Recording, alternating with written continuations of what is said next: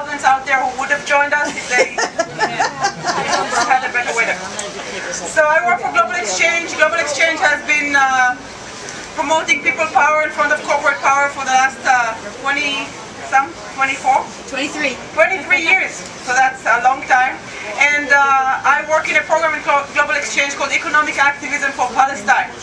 So we are targeting corporations that have business in the occupation in Palestine. And what we have learned there, and I'm trying to apply to Bechtel, is that this is a very lucrative business, and it is getting to be more and more lucrative. So if in the past we thought that war is bad for business, you know, this is absolutely wrong these days. And what they are promoting, these corporations, is not just war. It's not just wars of occupation taking over another land. It is sustained conflict. This is what they have a lot to gain from. Sustained conflict that can be managed. Low-level conflict that can be managed but not resolved.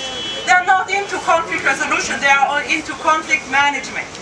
Now, what do you do when you have a low-level conflict that you can keep on going, just like in Palestine, for tens and tens of years?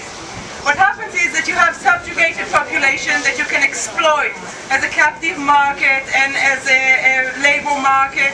What you have there also is some dictatorial or occupational force managing the area, so you can go in with your new projects, building roads, all sorts of infrastructure such as Bechtel does all around the world. And you don't need the people's consent. And you can do really lousy work too, because you don't need the people's consent, and there is actually nobody who cares what's the level of your work. So this is what's happening in Israel-Palestine. And what we've tried to do in the last few years around the world is organize people, just regular people who care about the occupation of Palestine, to hold these corporations accountable for their deeds in Palestine. And we found out that after years of all sorts of forms of activism around Palestine, when it comes to the corporations, this is where we actually can make a difference. Which is weird, because we keep thinking that corporate power is something we cannot really touch.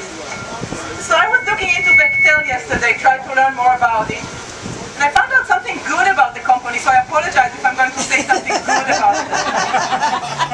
Please don't kill me. Non-violent, remember? Apparently, they have been upholding the Arab boycott of Israel forever.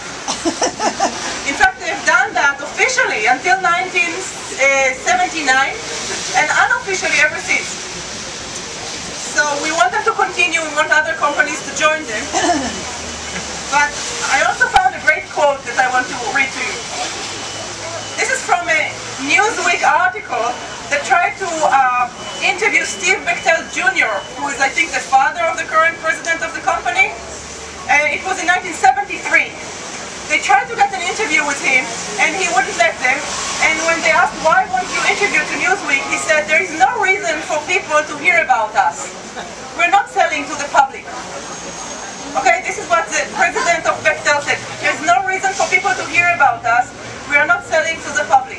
This is a privately owned corporation. They are totally opaque about their dealings around the world. But they are selling to the public. In fact, they are selling only to the public. All of their money comes from public works. Everything comes from either the US government or the World Bank or from dictatorships around the world. But all of it comes from money which is not accounted for. And that the public has no power in actually controlling what is happening. You have a country that owes money to the World Bank, and the World Bank comes in and makes them hire Bechtel to build something. Or dictatorships around the Arab world that are now falling down, thank the people. So, this president of Bechtel, father of the current president, was wrong. There is a reason for the public to know about them, and the public is whom they are selling their products to. And I think they are starting to realize that, because we have had some successes with this company. They have lost their contract in Cochabamba, trying to privatize water. They have actually had to pull out of Iraq after getting the big contracts for rebuilding Iraq after the invasion, because it wasn't really profitable enough. And when we think about why wasn't it profitable enough, it was because of security problems and bad PR. And security problems are, of course, the resistance of the people. Yes. So if if you are a very unpopular company and you are selling to the public, we should remember that the public is everywhere. The public is also any kind of political power we can summon in order to expose their dealings. The power is also maybe the different regimes that are changing in the Middle East and may not hire them for more works around the world.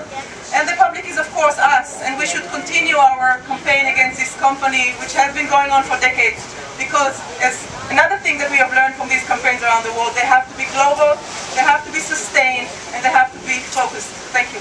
Thank you.